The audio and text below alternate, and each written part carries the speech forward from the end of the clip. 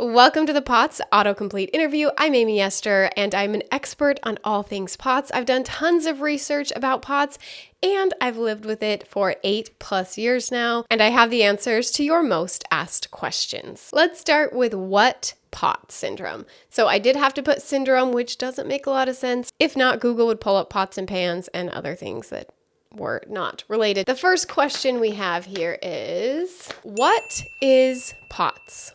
Or what is postural orthostatic tachycardia syndrome? Before we get to that question, I actually want to start with this bottom question.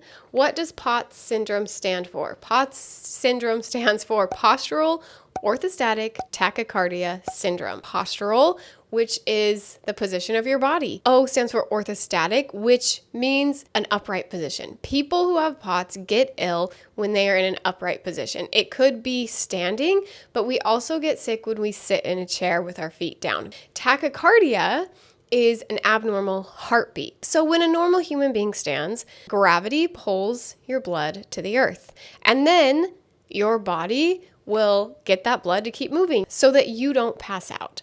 Now, when someone has POTS, things don't work right. There are many different reasons for this. For my particular situation with POTS, I know that my blood vessels don't constrict, so the blood has a hard time getting back up. The reason we get tachycardia, an abnormal heart rate, is because the rest of our body is like, hey, we're not getting the blood we need. And all of those messages get sent to your heart, which then starts beating faster so they can get more blood to all of these places. So people with POTS, when they stand up, they have an abnormally fast heartbeat because your blood is trying to get where it needs to go and it can't get there. Another thing to note with what is POTS is that it's a form of dysautonomia, which means a dysfunction of the autonomic nervous system. The autonomic nervous system is the parts of the body that you don't consciously control. You're not actually thinking about your heart beating, it just does it by itself. And so people with POTS have lots of different symptoms, but that's kind of the main thing that's happening, and it throws a lot of things off. What is POTS syndrome in adults?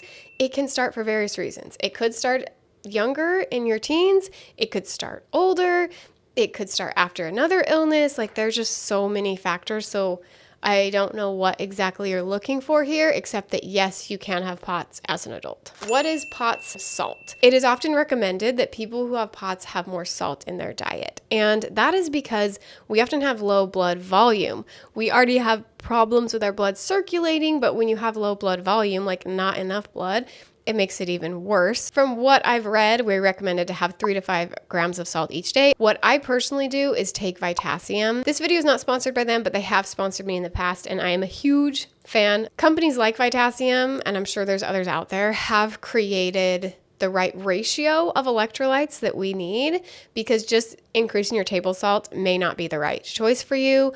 I do salt my foods a lot. I love salty foods. So, what helps POTS syndrome?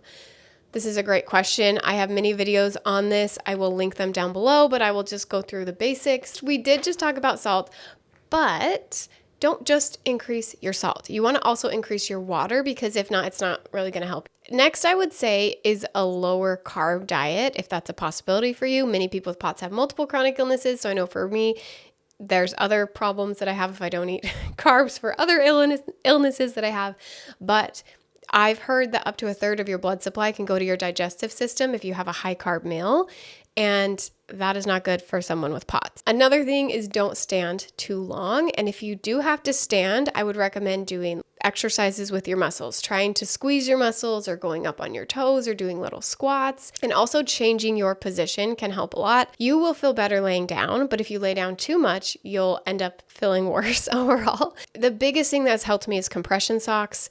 I wear 30 to 40 mmHg compression socks. I have multiple videos about it. I will link them in the description below. It is very difficult to exercise with POTS. You get ill very easily, but strengthening your muscles can help. I would start very, very slow. Do not do it all at once, but that may help. What triggers POTS syndrome? Okay, this question could go down a few routes. First is, what triggers it to start in the first place? Or once you already have it, what triggers a flare? What makes things worse? So let's talk about the flare for this one. If you have POTS, many things can cause a flare.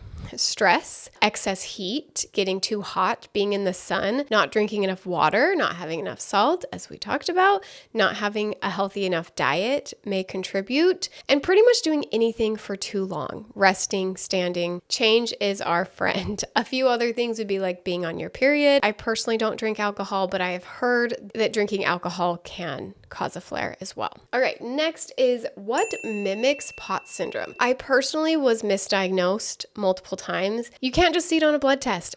I'm actually just gonna head to Google things like medications, recreational drugs, heart conditions, lung disease, brain disorders, anemia. Of course, some types of cancer always come up, Graves' disease, anxiety, physical deconditioning after prolonged bed rest, eating disorders. So you definitely want to rule out other things and make sure nothing else is going on before you get your POTS diagnosis.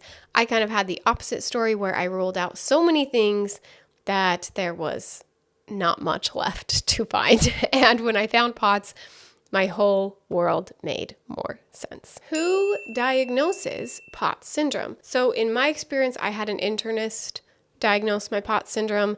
There are specialists out there, but pretty much any family doctor, any doctor can diagnose it. Who gets POTS syndrome? So as far as I know and the research I've done, it is more common in women, although anyone can get it. It's also more common in later teens and adults, but again, anyone can get it. No one's off limits. How do you get POTS syndrome? Many different ways. I know people who got it from another illness. They had something go wrong in their body and then it threw things off. Mine was sort of that story. Other people may start with like Lyme's disease, Epstein-Barr virus, I've heard, as well as COVID. I know there's a lot of people who have long COVID who have developed POTS. How is POTS syndrome diagnosed? I have a video on this. It's about how to tell if you have POTS. It explains in there. Typically, they do a tilt table test where they tilt your body up and see how your heart rate does and your blood pressure. Okay, how to lose weight with POTS syndrome? That's a great question.